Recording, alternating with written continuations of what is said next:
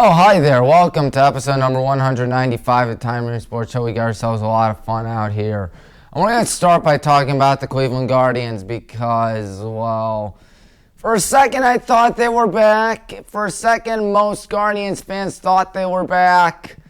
And then the last 2 days happened, and yeah, it did not go that well.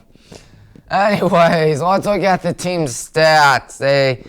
What they have entering today, or yesterday, I should say. 538 hits, 123 doubles, 43 home runs, which I believe is last in the league. 52 stolen bases, a 242 average, a 3.77 ERA, a 1.26 WHIP, 514 strikeouts, and giving up an average of 246. So let's look at the series recaps brought to you by our sponsor, which doesn't exist. Guardians against the Astros. The Cleveland Guardians surprisingly won the series 2-1. How about that? Jose Ramirez had a game-tying home run in Game 1. Game 1 was absolutely nuts, lasting an incredible 14 innings, and it ended with a Will Brennan walk-off double out to left field. Absolutely insane. Jose Abreu not only did he hit a home run in Game 1, but he also hit a home run in Game 2 as well. Game 2 was the only game that the Astros won. I mean, Cleveland did have a rally in the 9th inning, but unfortunately they couldn't get the job done. And then in Game 3, Mr. Shane Bieber had 7 shutout innings in Game 3, which is mighty impressive, I must say. And Andres Gimenez with a 2-run home run in Game 3, which was very surprising because Andres Gimenez hasn't really had the best of seasons this year, but he's trying to turn it around, of course. Yeah, the Guardians somehow took the series against Houston and almost swept Houston, for goodness sake. Who would have thunk it? But that's just how it is, I guess, in the great world of baseball. Of course, Jose almost had 2 home runs that day. There was one of those that almost ended up in a home run. Of course, he got one in the 8th inning in Game 1. 14 innings. Can't stress that out enough. You can't stress out enough how frustrating this series has been for Cleveland against the Padres. Oh, man, down 2-0. It was frustrating. Last night was frustrating the night before. And especially considering the fact that Juan Soto should have had strike 3 in the 1st inning, but they didn't call it that, thus leading to a Gary Sanchez 3-run home run. And what do you know? It resulted in a crazy 4-run inning. I don't know if it was Juan Soto looking at now because he's the number 2 hole hitter, or maybe it was, excuse me. It was really frustrating. Gary Sanchez did run home run. Josh Bell did hit a home run against his former team, so there was that. And then Tatis having himself a dandy out there. My goodness, he had 3 hits, 1 RBI, 2 runs, one of them being a home run. And the Guards got shut out last night. Aaron Savali struggled immensely. Couldn't get out of the 4th inning. Guardians had to burn 5 relievers out there. Or 5 pitchers out there, one of them being Savali. And it was just a frustrating evening for the Guardians out at Petco Park. Currently sitting at a 31-36 record. Yikes. But that's only 3.5 back of the division lead. So you never know what can happen. And while the Tigers have been ice cold lately, the White Sox are starting to heat up. They are 2 games behind the Guardians. And Detroit, despite losing 9 out of their last 10, my goodness, they're just 3.5 behind Cleveland. What a pathetic division. But you know what could be more pathetic? The NL Central, because the Pirates, who I still think are a bunch of frauds, are 34-32 and winning their respective division. What? And Milwaukee is 34-34, 1 game back, and the Reds, who have just been on a tear lately, are 1.5 back of the division lead. But we're, of course, focused on the AL Central because that's where the Guardians are. Today, Logan Allen is throwing.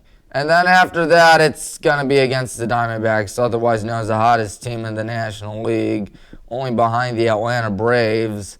Yeah, the Diamondbacks have been off to a surprising start this season. We'll see if they can continue it or not.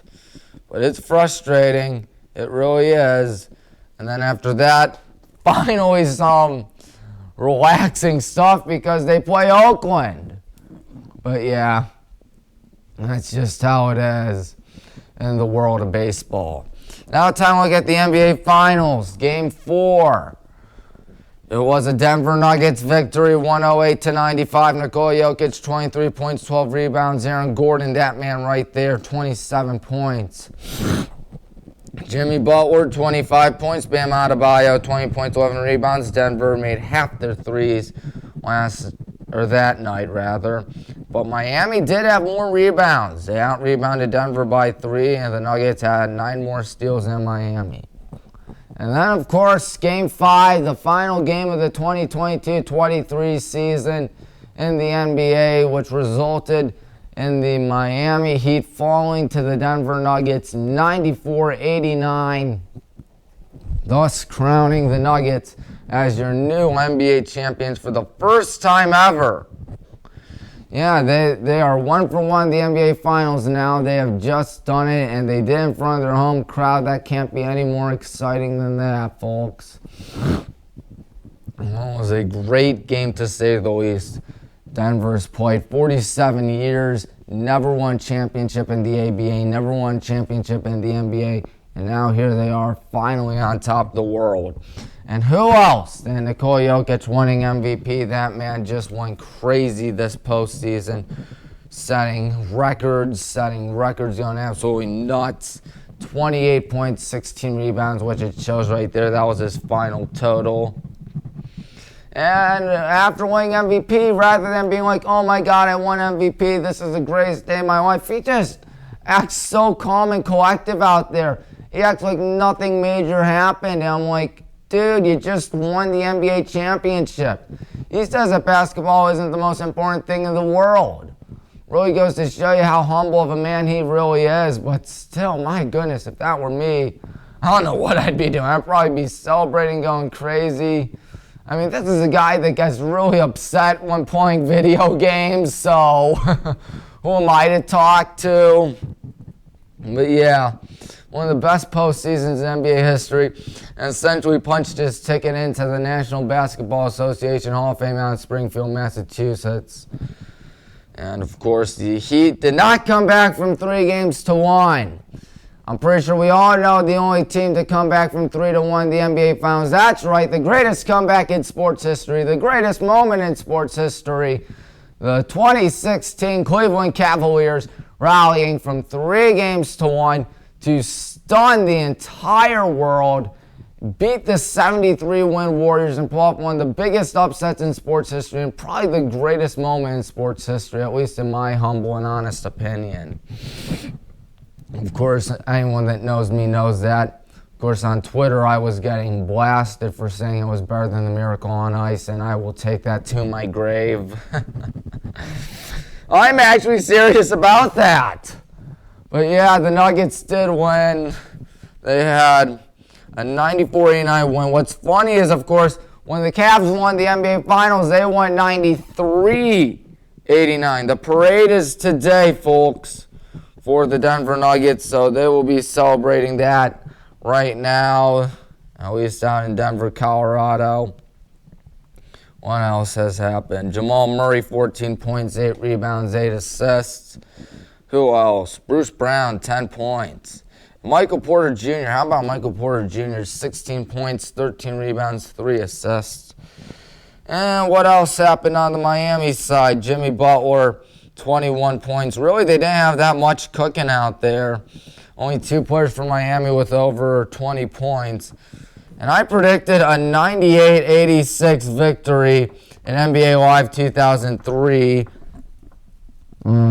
because that was the score in my game, but still, kind of hard to believe that was kind of close to that. But yeah, looking at it, Denver shot 13 for 23, a poor 13 for 23 from three-point land, and only 5 threes out of 28 shots. My goodness. Miami shot 34.4%. And of course, Miami had 3 more steals. As we will just sit back and watch those last minutes of the game. There was the intentional foul. That was when Denver Nuggets fans were aware of what was happening with 14.3 seconds to go. And then what do you know? The 2 free throws both go in. And then Miami misses the three-pointer. And that claims the NBA championship. They didn't even bother fouling at that time, as you're going to see in a second. Eric Spoelstra is a good coach. There's no doubt about it. I think he's won it before. Pat Riley, of course, the godfather in the NBA, one of the greatest minds in NBA history. He was the executive for Miami. He spent a good chunk of his life in the NBA. As there are the final seconds ticking down, the Nuggets realized it. The next night, Vegas won the Stanley Cup. So there was that. Congrats to both Denver and Vegas for doing it. But look at Jokic out there. He's not celebrating. He's just like, okay, I won. That's cool. But yeah, that's what happened. Anyways, let's look at what's going on next. Next week, we're finally going to talk high school football again, because that time of year is almost here. 64 days to go till we play high school football here in Northeast Ohio. Well, really 63, considering the fact the Northeast Ohio versus America Showcase. Oh my goodness, that's going to be a lot of fun out Paul Brown Tigers Stadium, of course. I'm not going to be focused on that. I'm going to be focused on Highland Hudson, because that's going to be a big game.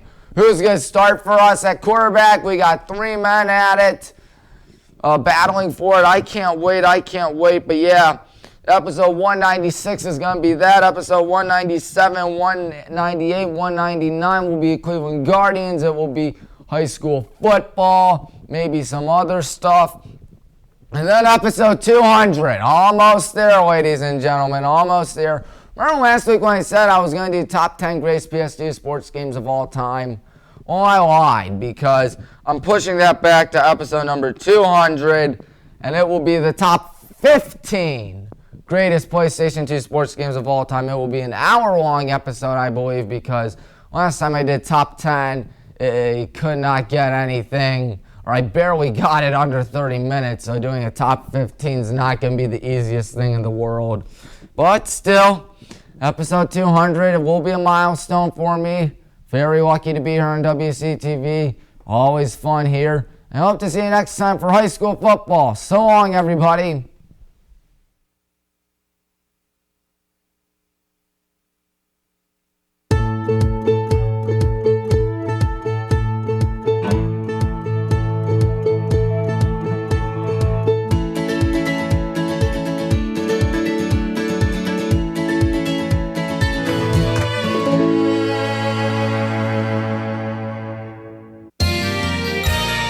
You are watching WCTV, Wadsworth Community Television.